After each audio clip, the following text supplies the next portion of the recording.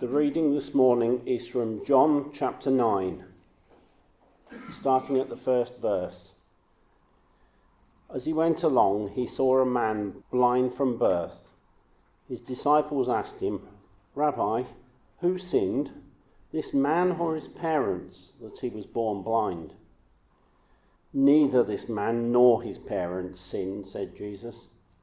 "But this happened so that the works of God might be displayed in him. As long as it is day, we must do the works of him who sent me. Night is coming when no one can work.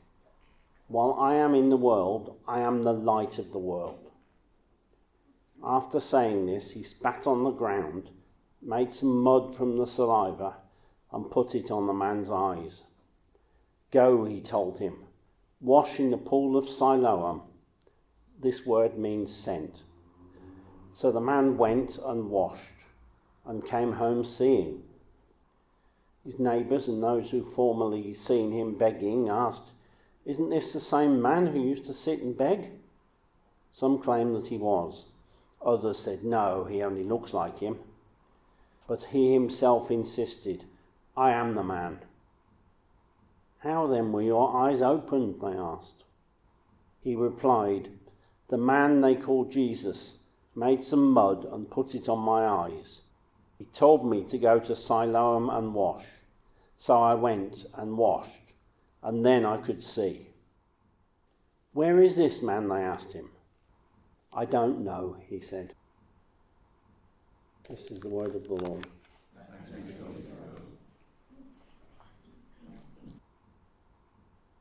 Thank you, Simon. That's a great reading, isn't it? I know many of us here have had problems with our eyes in the past. I know I have been to Birmingham High Hospital many times for operations, so that's a fantastic reading that I really like, that Jesus can heal the blind. He restores sight. So it's good news that one day all of us will have perfect vision, which is fantastic. Last week, Alan spoke to us about Jesus being the light of the world. Jesus says, "I am the light of the world." And he says that during the Feast of Tabernacles, as Alan explained. Jesus is declaring that he is God. Only he can give light to the world. It's an amazing claim, isn't it? I mean, you'd have to be mad, bad, or God to make such a claim. I don't think even Trump would make such a claim. Maybe he would, but he couldn't justify it. It's an amazing claim that Jesus is the light of the world. And he says this during the Feast of Tabernacles. And during the Feast of Tabernacles, they would light massive lamps in the temple. There were 4 large lampstands, and each lampstand had 4 enormous bowls on top. Oil was put in it and lit. Alan told us that small boys would climb up these lamp posts, these lamp stands, and they would light the oil and make sure the oil didn't run out. What Alan didn't tell us is that the wicks were apparently made from the priest's undergarments, which is, I know.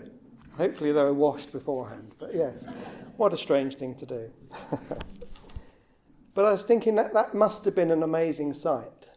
So this picture here tries to illustrate that. Apparently this light would light up the whole of the temple and most of Jerusalem. Jerusalem had those golden walls, and it would be lit up. It must have been a fantastic sight. There was no street lighting, so this must have been an amazing thing to see.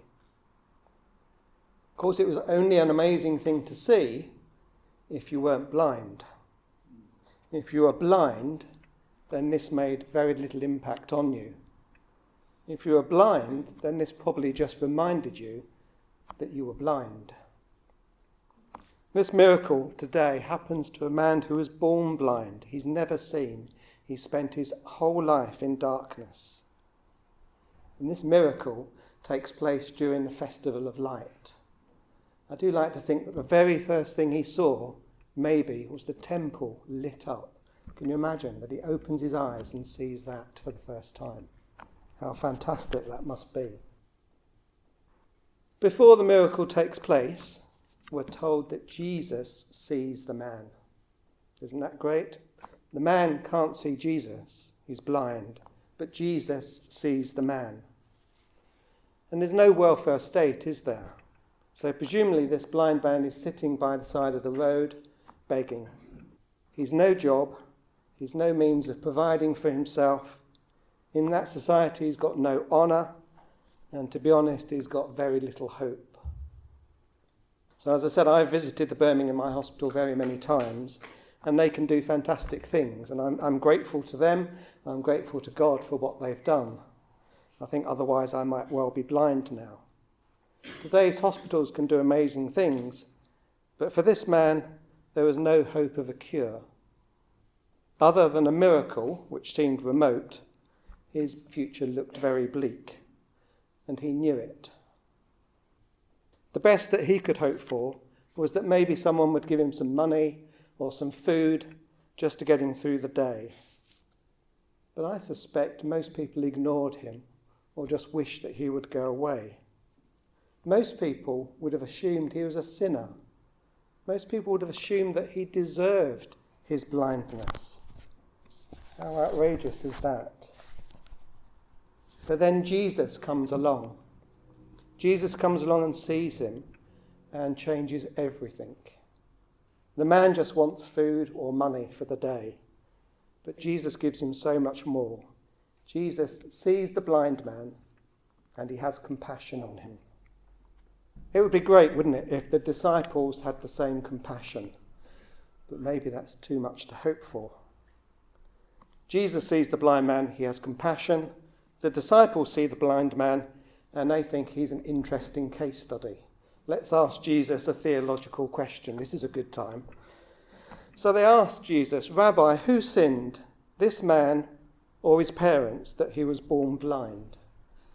It's not great, is it? It's not great. Never mind that the man is sitting right in front of them. They want to know who sinned. Was it him or his parents? Thanks a lot. Great. Thanks, disciples. The man probably wished that the disciples had just ignored him as well. It's the sort of thing that happens when parents talk about their children, isn't it? They think their children can't hear them for some reason. I can remember my parents having a conversation about me, and my dad said, "Are you sure that he's okay?" It's great. There might be something wrong with me, but I'm not deaf. I can hear you. I think I was okay, but yeah. Like most people at the time, the disciples assumed there must be a direct connection between sin and this man's suffering. And they seem to think that that's obvious. In their way of thinking, it was obvious. If God is just, then if a person suffers, it must be because that person has committed some sin in their life. That's how they thought. Simples. If you're of a certain age, then this is the Glenn Hoddle theory of suffering. Glenn Hoddle, if you don't know, was a great footballer, but a dreadful theologian. The problem with the disciples is that this man had been born blind. That's why he's such an interesting case study. Had this man sinned in the womb, perhaps, if that's possible? Or had his parents sinned before he was born? I'm really glad to say Jesus is having none of this. Jesus says, neither this man nor his parents sinned. This happened so that the works of God might be displayed in him. We tend to think that this man is healed later on when he receives his sight. But there's a lot of healing here. All of his life, this man has been blind. All of his life, he thought that was due to his sin. This man lived in an honour-shame society. He's not only lived with blindness all his life, he's lived with shame all of his life. He hears what Jesus says. Jesus heals his shame before he heals his blindness.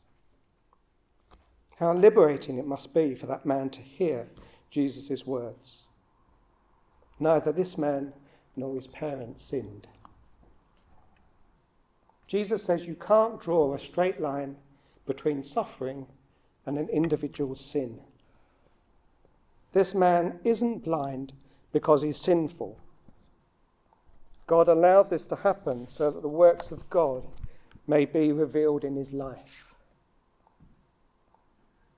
It turns out that this isn't some obscure theological discussion. Just those words alone would change this man's life, I think, even without the healing. It's really important that the man hears this, but it's really important that the disciples hear this as well. If they don't understand this lesson, how are they going to view themselves when they suffer? And they will suffer. If they don't understand this lesson, what are they going to think about the cross when Jesus suffers? They need to understand this lesson to appreciate their own suffering and to appreciate the cross. Jesus presents them with a totally different way of understanding suffering. This was something the disciples had never considered, I think. They'd only seen suffering as a result of punishment or a curse. Jesus sees suffering as an opportunity. It's a totally different approach to suffering that Jesus is telling them. Later on, Paul learnt this lesson for himself well. So in 2 Corinthians, Paul writes, 3 times I pleaded with the Lord to take it away from me. He's talking about his disability. But he said to me, my grace is sufficient for you, for my power is made perfect in weakness. Therefore I will boast all the more gladly about my weaknesses, so that Christ's power may rest on me. That is why, for Christ's sake, I delight in weaknesses, in insults, in hardships, in persecutions, in difficulties. For when I am weak, I am strong. Jesus, when he speaks to the blind man, overturns all the assumptions that the disciples had. He presents them with a new way to think about suffering. The works of God, in fact, the glory of God, may be seen in the very place where the disciples assumed only judgment and curse could be seen. They needed to understand that to understand the cross. The cross is not just the place of God's punishment and curse. The cross is also the place that we see God's glory most clearly shown. When Jesus is on the cross, it turns dark, doesn't it? Even though it was the middle of the day. But God's light shines brightly on the cross for those who can see it. For it's on the cross that we see God most clearly. It's on the cross that we see God at work. The disciples are asking about the man's past. Jesus is interested in the man's future. And so he spits on the ground, he makes some mud with his saliva, and he puts it on the man's eyes. It's a rather strange thing to do, isn't it? Why does Jesus do that? He could have just spoken. He could have just told the man to see, open your eyes and see, and he would have seen. But he does this ritual of making some mud. And there are lots of different theories commentators have come up with. Some, I think, are truly ridiculous, but never mind. One of them is that Jesus is making a sort of a face pack for the man. I don't think that's the case. One of my daughter-in-laws did make me wear a face pack once. So if she listens to this, probably made me is a bit harsh, but encouraged me. So had no effect whatsoever, as you can see. Others suggest that Jesus did this maybe to encourage the man's faith, and I do have more sympathy with that. Saliva at the time was thought to have maybe some healing powers. But of course the man can't see Jesus doing this. I'm not quite sure how it helped his faith. Personally, I do think Jesus wants to touch the man. That physical touch must have been so important for the man to feel Jesus touching his eyes. That would have been amazing. But Jesus could have done that without making a mud pack as well. I think Jesus is saying is that he's reenacting what happened right back in the Garden of Eden. In the Garden of Eden, God reached down into the dust and does a work of creation. Here, Jesus reaches down into the mud and does a work of recreation. He restores this man's sight, or gives this man sight. Again, he's declaring that he is God. He is the light of the world. Jesus then tells the man to go to the pool of Siloam. And again, that's probably a picture of cleansing and purification, of renewal. But it's also symbolic, isn't it? That the name means sent. The blind man was sent to a place called the Sent, but he was sent by God. It's Jesus who's the source of this healing, not the mud and not the water. The man who was sent by God. And then in our reading, I love it when John says, "So the man went and washed and came home seeing." It's brilliant, isn't it? It's so short and succinct. It's a massive understatement. So the man went, he washed and came home seeing. But there's so much more that John could have written. It's probably just as well I didn't write the Gospels. There would have been a whole lot more pages written here. This was a fantastic miracle. It's a miracle of transformation from blindness to sight. A totally new start for this man. It's as if he's been born again. He's not only allowed to see physically, but he's also allowed to see spiritually. But his physical healing happens instantaneously. He washes and he can see. His spiritual healing only happens gradually, and you'd have to read the rest of chapter 9 to get this, but there is a bit of it in our reading. So first of all, he goes home and he's questioned by his neighbours. Yeah, how did this happen? He replies, "The man they called Jesus made some mud and put it on my eyes. He told me to go to Siloam and wash. So I went and washed, and then I could see." At this stage, he's relying on what others have told him. And he calls Jesus just a man. They ask him, "Where is the man?" And he says, "I don't know." That's where our reading ended. Later on, the Pharisees also decide to interrogate the man. Of course they do. But this time the man says that the man who healed him is a prophet. He's made some advancement, hasn't he? But it's still not entirely the truth. It's not the full truth. It's only when Jesus looks for the man again and finds him that Jesus says, "Do you believe in the Son of Man?" The man replies, "Who is he, sir? Tell me so that I may believe in him." Jesus says, "You have now seen him. In fact, he is the one speaking with you." It is then that the man said, "Lord, I believe," and worshipped him.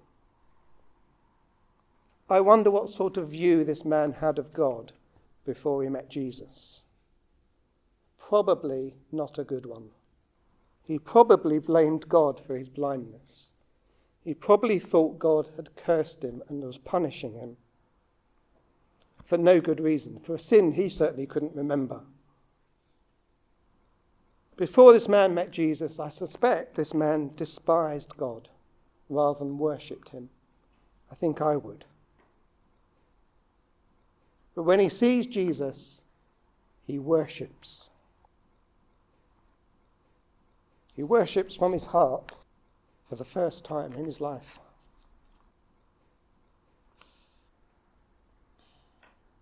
Jesus is the light of the world. Light is necessary. When we see who Jesus truly is, then we see reality in a completely different way. We can see that Jesus is a God of love and justice. He was willing to suffer and die for each one of us so that his Father was glorified. We can see ourselves clearly as well. We are loved and we are forgiven. And we see others differently. We see them as they truly are, made in the image of God. I think all this was given to that man when his sight was given to him.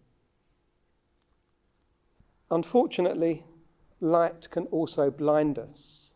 I've had laser treatment, and then it blinds you completely. You can't see anything. I sat there and had the laser treatment, and the doctor says, "You can leave now." I don't think I can. I can't see anything. I waited for a few minutes, and gradually your sight comes back. Light can blind us, and we all have blind spots, don't we? If you read the rest of chapter 9 in John's Gospel, the Pharisees are shown to be blind, aren't they? They can't see who Jesus is. They can't see their own sin and needfulness. They can't see others' people's needs. They end up throwing this previous blind man, out of the synagogue. So much for compassion. We need to be restored miraculously by Jesus, but we also need to be restored gradually over time, to have our sight restored, our blind spots taken away, so that we can see who Jesus truly is. We can see how much we are really loved and how much he loves one another. One way we can grow is by meeting together in home groups. I do want to encourage you to think about joining a Lent group. Home groups and also a group meeting here on Wednesday mornings are starting to look at the Lent groups this week. We're looking through this book, which looks at a series of sayings that Jesus says on the cross. If you've not decided to join one of those Lent groups, can I ask you to reconsider that? We'd love to welcome you to one of the groups, and I've looked at the material. I think it's fantastic. It will really help us to see Jesus as he truly is, as he speaks those words from the cross. I'd love to encourage you. Returning to the blind man, it's a fantastic story, isn't it? He was given sight for the very first time. His life was totally transformed by Jesus. He was healed physically and he was healed spiritually. This man ends up showing the work of God in his life. This man ends up witnessing for Jesus to those around him. This man ends up worshipping Jesus. I did think it would have been a tragedy if he'd just settled for having physical sight, despite how wonderful that was. God had so much more to show him, and God has so much more to show us. We're called to acknowledge our blindness and to come to Jesus for healing, but we're also called to grow in spiritual vision and maturity, so that we will also work, witness, and worship. Amen.